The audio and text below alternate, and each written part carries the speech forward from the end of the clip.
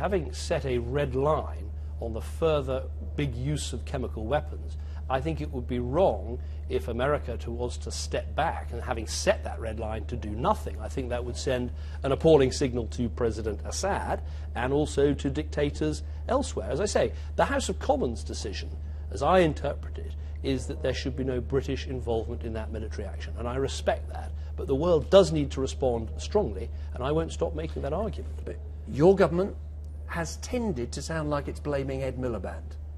You're Prime Minister, you have a government majority, this was your judgment, it was on your timetable.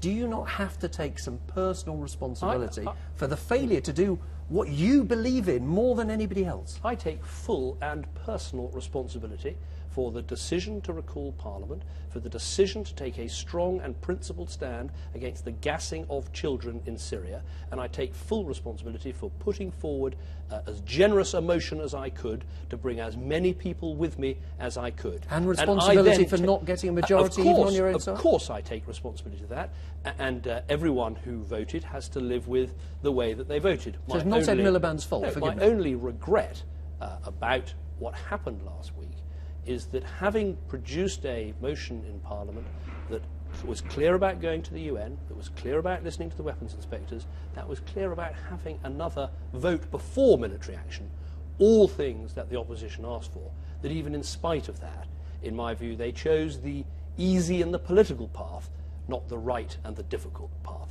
Did you get it right? I was right not only to recall Parliament, but right to listen to Parliament, and right to do it on the timetable that I did, because there was no way that I could have been certain Parliament would have had a say had I not recalled Parliament on that timetable. Do you now believe there is more evidence than you were able to bring before MPs, before the country when Parliament voted? I think the evidence is growing all the time, and we have just been looking at some samples taken from Damascus in the Portendown laboratory in Britain, which further shows the use of chemical weapons in that Damascus suburb.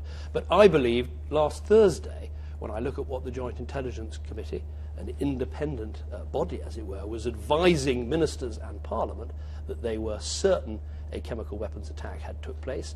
They believed it was highly likely it was the regime, and they couldn't conceive of scenarios where someone else was responsible. Now, I think we'll add to that evidence. For some people there will never be enough evidence, and for some in the debate in the House of Commons, it wasn't about evidence, it wasn't about chemical weapons, it was about how they felt let down over Iraq, and it was a deep concern, which I completely understand, of not wanting to get further involved in the difficulties in Syria.